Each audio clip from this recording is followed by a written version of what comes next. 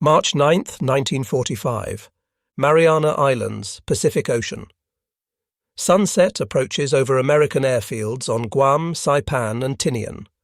On runways stretching across captured Japanese territory, ground crews perform final checks on 325 Boeing B-29 Superfortress bombers. Major General Curtis LeMay, commanding the 21st Bomber Command, has ordered the most radical change in bombing tactics of the Pacific War.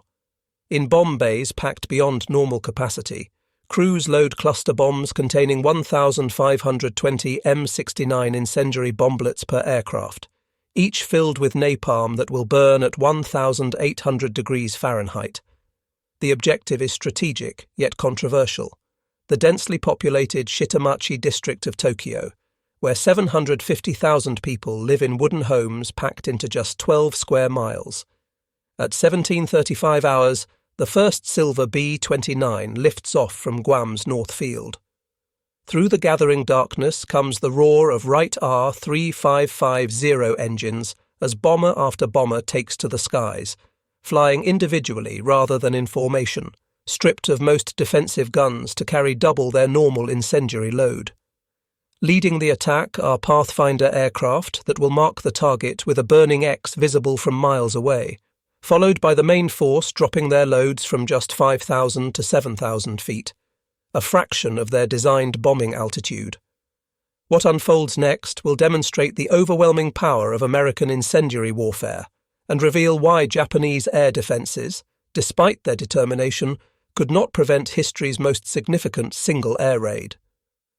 The American Boeing B-29 Superfortress had arrived in the Pacific Theater as the most technologically advanced aircraft of World War II. This revolutionary bomber required over 1.4 million engineering man-hours to design and represented an investment of $3 billion, far exceeding the Manhattan Project's $1.9 billion cost.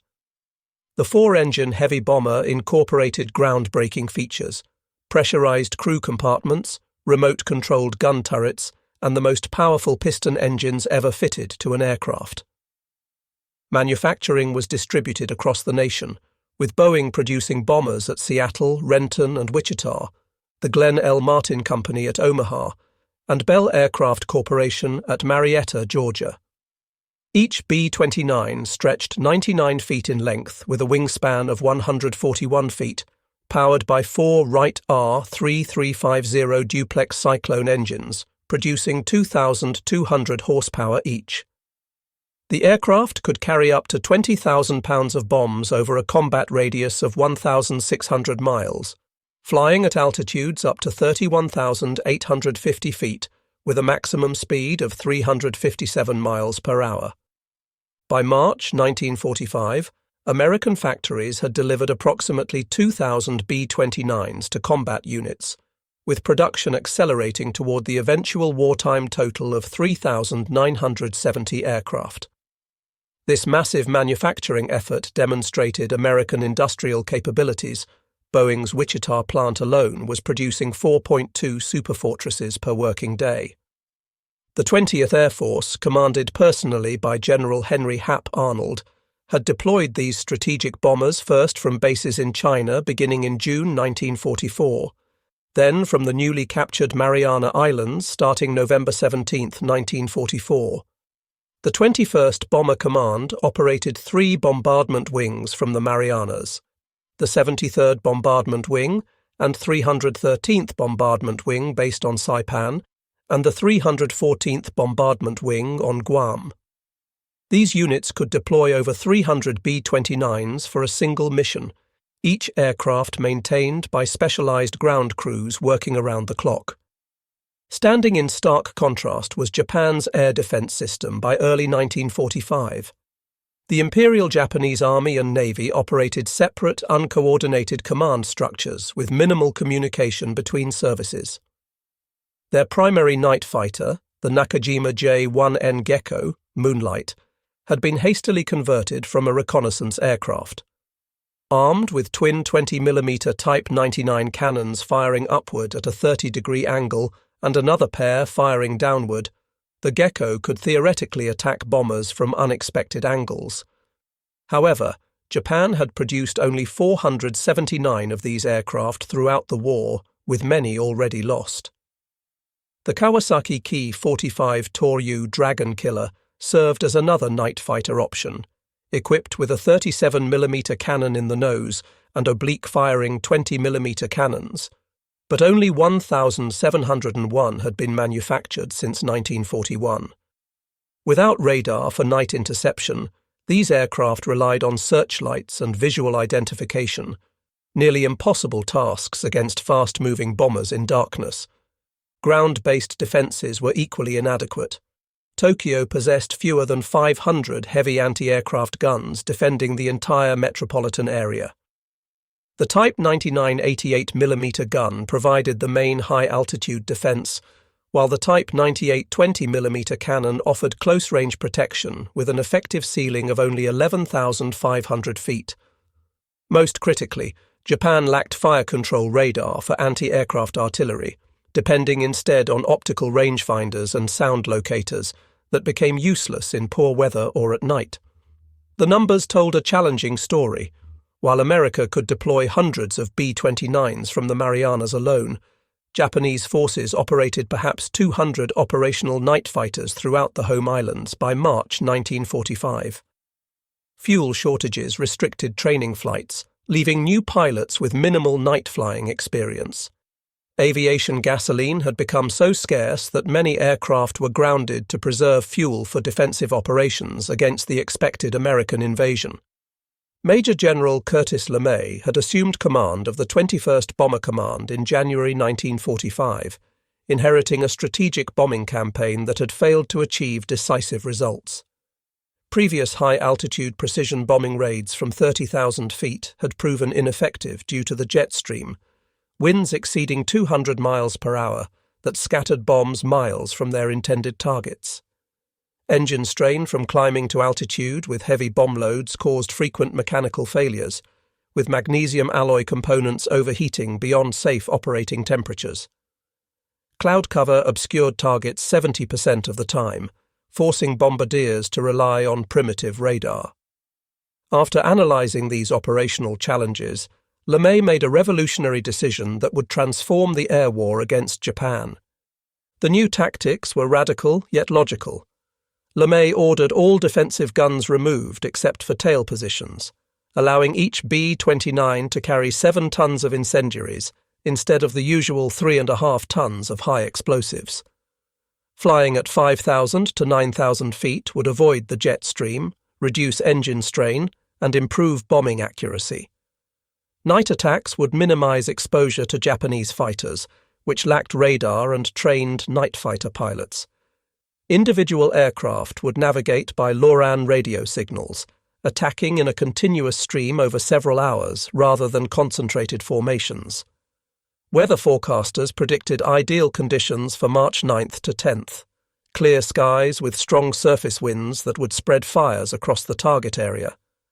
The target selection revealed the operation's strategic nature. American planners selected areas where Japanese cottage industries produced aircraft parts, electrical equipment and precision instruments in small workshops integrated within residential zones.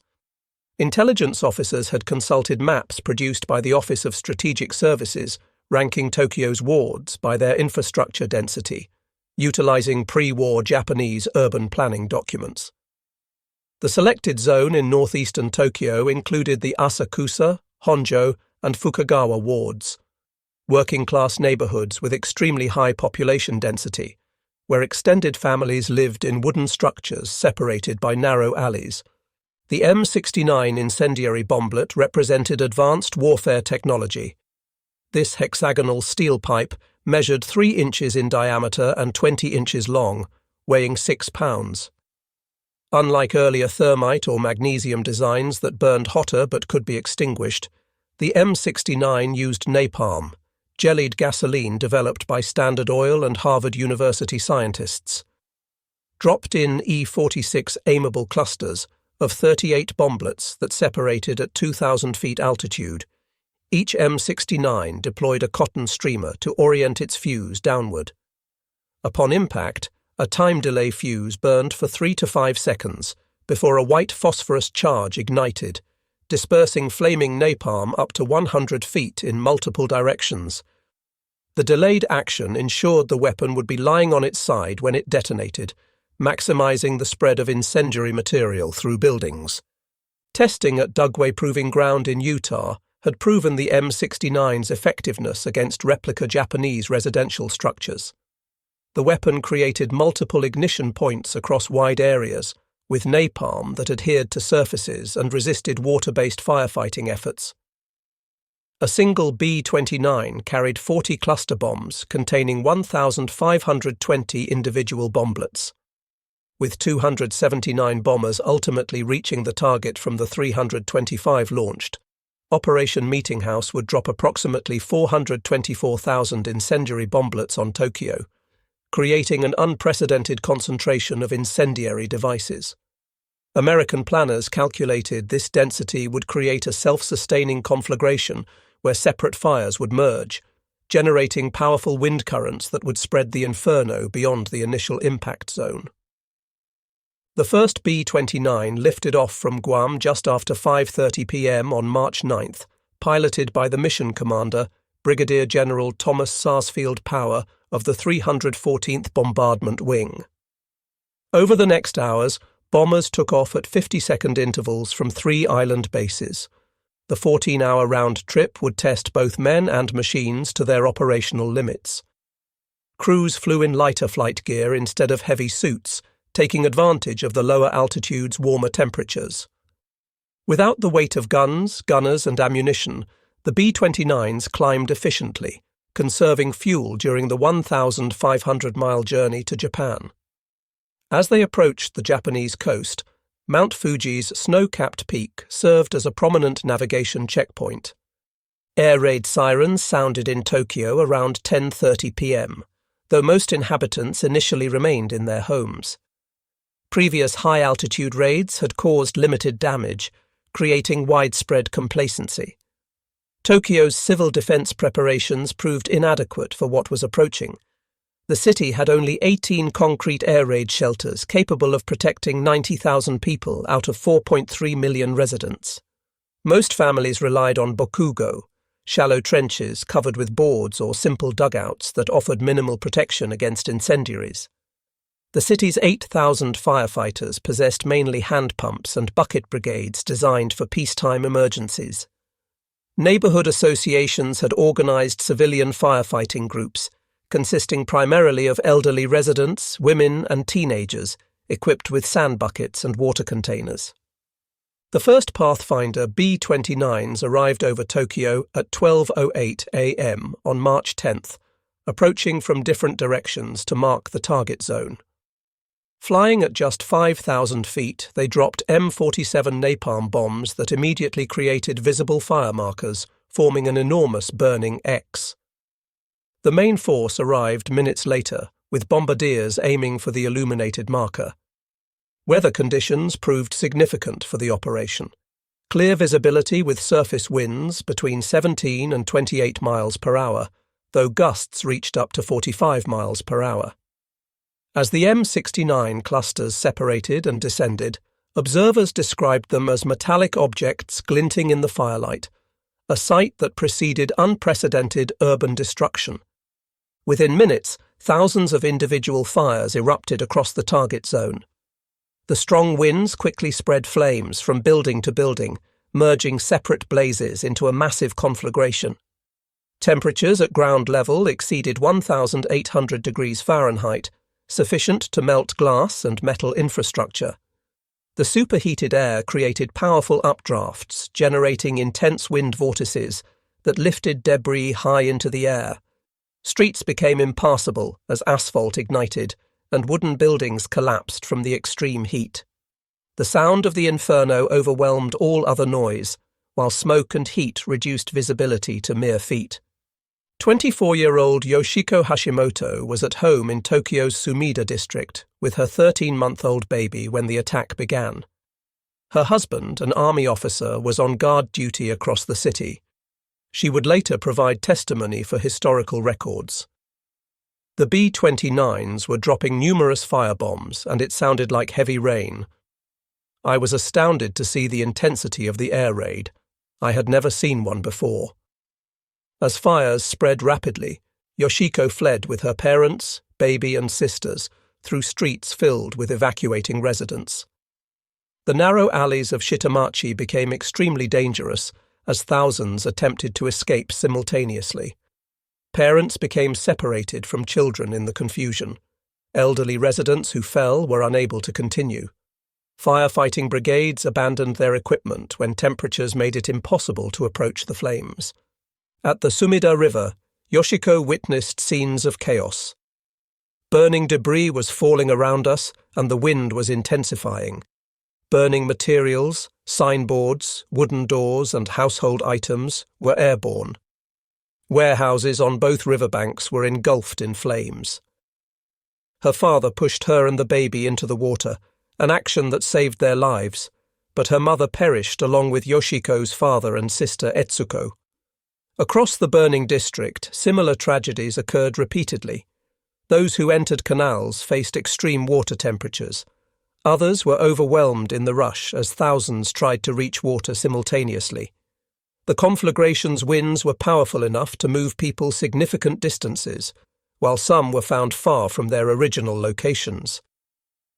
Police stations, hospitals, and designated evacuation centers became surrounded by flames. At Kikukawa Elementary School, a designated shelter, investigators later found only metal objects and remains among the ashes where hundreds had sought safety. Buddhist temples that had existed for centuries were destroyed, along with those who had sought shelter there. The extreme conditions created by the inferno meant that even those in shelters faced severe challenges from heat and smoke. The superheated air caused severe respiratory damage to those exposed even briefly. Following the raid, casualty estimates varied significantly among different authorities. The United States Strategic Bombing Survey calculated 87,793 fatalities and 40,918 injuries. The Tokyo Metropolitan Police Department reported 83,793 deaths and 40,918 wounded. The Tokyo Fire Department estimated 97,000 killed and 125,000 wounded. Historical consensus indicates that over 100,000 people died, exceeding the immediate casualties from either atomic bombing. The attack destroyed 267,171 buildings across 15.8 square miles, eliminating 25% of Tokyo's structures. Over 1 million survivors lost their homes. The industrial impact was severe. More than half of Tokyo's manufacturing occurred in small workshops within residential areas, and their destruction significantly impacted production of essential war materials. Thousands of skilled workers were lost or displaced from the city. American losses were comparatively minimal. 14 B-29s failed to return, with 96 airmen listed as killed or missing. Several bombers encountered severe turbulence from thermal updrafts created by the fires, causing loss of control. Others received anti-aircraft damage during their low-level runs, though Japanese gunners struggled to track aircraft at such unusual altitudes. Aircrew members later reported detecting smoke even at their operational altitude. Crews who had initially questioned LeMay's tactics were sobered by the operation's scale and impact. General LeMay later reflected on the moral implications. "I suppose if I had lost the war, I would have been tried as a war criminal." General Arnold sent congratulations. "This shows your crews have the guts for anything." The operation's impact immediately influenced American strategy. Within 10 days, similar raids struck Nagoya, Osaka, and Kobe, affecting Japan's 4 largest cities. The campaign then paused only because the 21st Bomber Command had exhausted its incendiary bomb supply. Production immediately increased, with American factories prioritizing M69 manufacturing. The contrast between American and Japanese capabilities had reached its maximum disparity. While the United States could replace lost B-29s within weeks, Japan could not rebuild its destroyed urban areas or replace lost workers. American industrial production exceeded Japan's by a factor of 10, while technical advantages made each American weapon significantly more effective. The B-29 program's $3 billion cost exceeded Japan's entire 1945 military budget. While America produced 50,000 tons of incendiary bombs monthly by mid-1945, Japan struggled to maintain basic ammunition supplies. The methodical nature of American operations reflected a scientific approach to warfare. The Chemical Warfare Service had constructed detailed replicas of Japanese neighborhoods at Dugway Proving Ground using pre-war architectural plans. Standard Oil Development Company created napalm through extensive chemical research. Harvard and the University of Chicago contributed analytical studies on fire propagation patterns. This integration of scientific research with military operations contrasted with Japanese military doctrine that emphasized traditional values over material considerations, an approach that proved inadequate against modern warfare methods.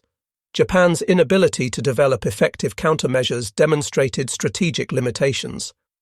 Despite the February 25 preliminary raid that destroyed 28,000 buildings, authorities made minimal improvements to fire defenses. Proposals to create firebreaks by demolishing buildings were not implemented. Evacuation plans remained largely theoretical. Military authorities insisted civilians maintain their positions, even as intelligence indicated massive incendiary raids were planned. This situation resulted from inter-service coordination failures and leadership constraints. The Japanese night fighter forces' limited effectiveness exposed the technical disparity. Pilots like Lieutenant Sachio Endo achieved individual successes. He was credited with 8 B-29 interceptions, but these were exceptional cases. Most night fighter pilots could not locate targets in darkness, especially once smoke obscured visibility. Without airborne radar, pilots depended on ground controllers using acoustic detection, methods that became ineffective once fires started. The few pilots who intercepted B-29s found their 20mm cannons often insufficient against the bomber's robust construction, unless they achieved critical hits on engines or fuel systems. Some pilots attempted ramming attacks, sacrificing themselves for single bomber kills. Tokyo's fire department exemplified Japan's infrastructural limitations. The city operated 286 fire engines, mostly manual pump units requiring multiple operators. Water pressure was insufficient for large-scale firefighting, while infrastructure damage compromised the water distribution system. Fire department procedures emphasized protecting individual structures through traditional methods, approaches inadequate against thousands of simultaneous ignition points.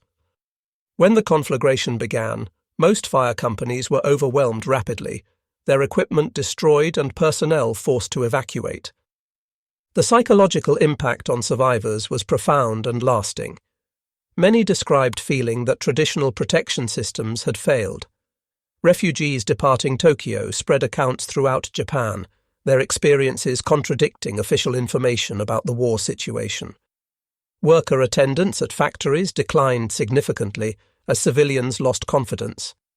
The term routine air raid entered common usage as cities were systematically targeted. By August 1945, 66 Japanese cities had experienced major incendiary attacks, with much of urban Japan severely damaged before the atomic bombings occurred. The operation's success influenced American planning for Operation Downfall, the planned invasion of Japan.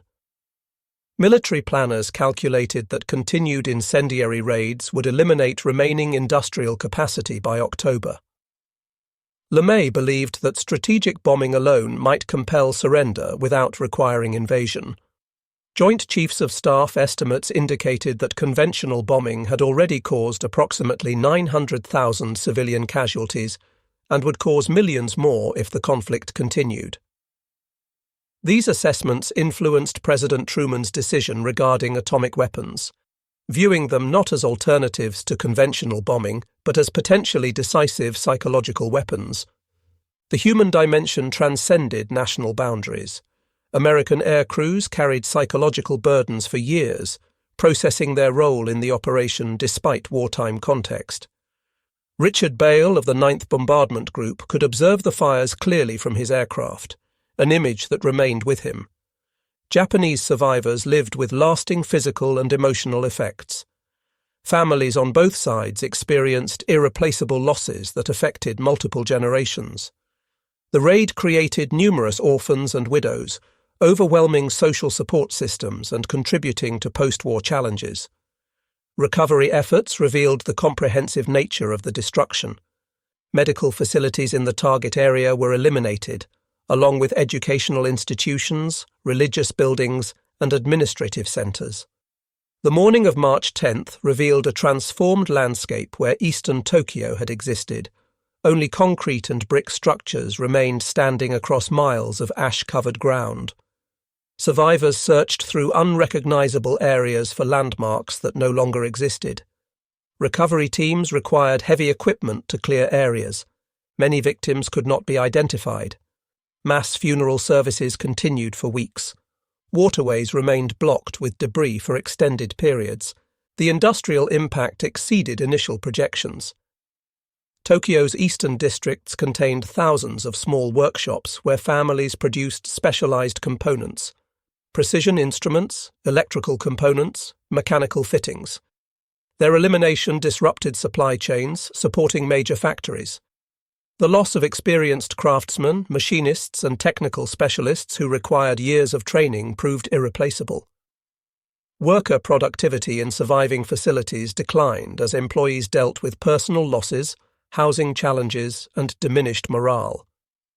The campaign's expansion proceeded systematically. After replenishing incendiary supplies, operations resumed in May with refined techniques achieving greater efficiency. By July, B-29s were distributing warning leaflets before raids, informing civilians which cities were targeted next. Psychological operations demonstrating complete air superiority. These missions became routine operations, with some encountering minimal opposition. Japanese defensive capabilities progressively weakened as experienced pilots were lost, ammunition depleted, and civil defense systems collapsed. International legal considerations remain subjects of historical debate. The 1907 Hague Convention addressed bombardment of undefended cities, but interpretations of defended and military targets proved complex. Post-war tribunals prosecuted certain leaders for civilian targeting, but did not address Allied bombing campaigns. The precedent established that military necessity could justify civilian area impacts influenced subsequent international humanitarian law development, despite advances in precision weapons technology. Weather conditions' role in amplifying the operation's effects demonstrated American utilization of environmental factors. The March 9th to 10th raid was deliberately scheduled for predicted strong winds following a dry period. Meteorologists analyzed Japanese weather patterns extensively, identifying optimal conditions for fire spread. The varying wind speeds that night, between 17 and 45 miles per hour depending on location, exceeded some predictions. This integration of meteorological science with military planning exemplified American operational approaches. Individual B-29 crews experienced the mission differently than planners anticipated. Many were affected by observing the scale of destruction below. Aircrew members reported that smoke and atmospheric disturbance were detectable at operational altitudes. Pilots managed aircraft through severe turbulence created by thermal conditions. Some crew members later requested different assignments, struggling to reconcile their participation with personal values. Others focused on the strategic objective of ending the conflict quickly. Japanese military response revealed command and control limitations. Anti-aircraft units engaged continuously but achieved limited success in darkness and smoke. Fighter squadrons launched 90 sorties but accomplished scattered interceptions. Fire department leadership received insufficient warning about the raid's scale. Military authorities prioritized protecting government and military facilities, while civilian areas burned. Communications failed as infrastructure was destroyed, and messengers could not traverse affected areas. Post-war memorialization reflects evolving historical perspectives. Unlike Hiroshima and Nagasaki, which gained international recognition, Tokyo's firebombing remained less widely known outside Japan. Survivors advocated for decades to have their experiences documented. Katsumoto Saotomi, himself a survivor, established the center of the Tokyo raids and war damage, preserving testimonies that might otherwise have been lost. The challenge of commemorating civilian losses while acknowledging historical context created complex memorial narratives. Contemporary military strategists study Operation Meetinghouse for insights about air power capabilities and limitations. The raid demonstrated that urban destruction alone doesn't guarantee immediate surrender. Japan continued resistance for 5 more months. It proved that technical advantages can overcome geographic challenges, but showed that distinguishing between military and civilian targets becomes extremely difficult in modern warfare. The evolution from precision to area bombing revealed escalation dynamics in total war. 21st Bomber Command initially attempted precision strikes following established doctrine. When these proved ineffective, LeMay shifted to area incendiary attacks that were operationally simpler and more impactful. This progression occurred through operational decisions rather than explicit policy changes. By March 1945, urban area attacks had become routine, with target selection based on population density and industrial distribution rather than specific military installations. Survivor testimonies document lasting trauma. Many experienced persistent psychological effects decades later. Children separated from families often never learned their relatives' fates. Yoshiko Hashimoto's testimony remains in historical archives. The memory of that night never leaves me. My mother, father, and sister died while my baby and I survived. I think about them every day. The social structure of working-class Tokyo was fundamentally altered. Extended families dispersed, traditional businesses eliminated, neighborhood networks that had existed for generations disappeared overnight. The ultimate assessment of Operation Meetinghouse involves its role in ending the war. While historians debate whether strategic bombing alone could have compelled surrender, the raids clearly accelerated Japan's military collapse. The systematic urban destruction created conditions where continued resistance became increasingly difficult. Emperor Hirohito later referenced the bombing campaigns and domestic situation as factors in the surrender decision. The 100,000 who died in Tokyo contributed to ending a conflict that invasion might have prolonged, potentially causing millions more casualties, a calculation that provides little comfort to survivors but influenced strategic decisions. The story of Operation Meetinghouse illustrates warfare's evolution from limited military engagements to comprehensive societal conflicts. Residential areas built over generations were destroyed in hours by weapons manufactured thousands of miles away.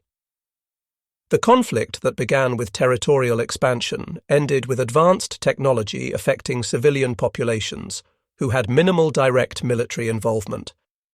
The disparity between B-29s carrying sophisticated incendiaries and Japanese defenders equipped with basic firefighting tools illustrated the decisive importance of industrial and technical capabilities. The historical irony remains that this operation's impact was overshadowed by atomic bombings 5 months later. The greater immediate casualties of March 10th became less prominent compared to nuclear weapons' unique nature, allowing conventional bombing to receive less scrutiny.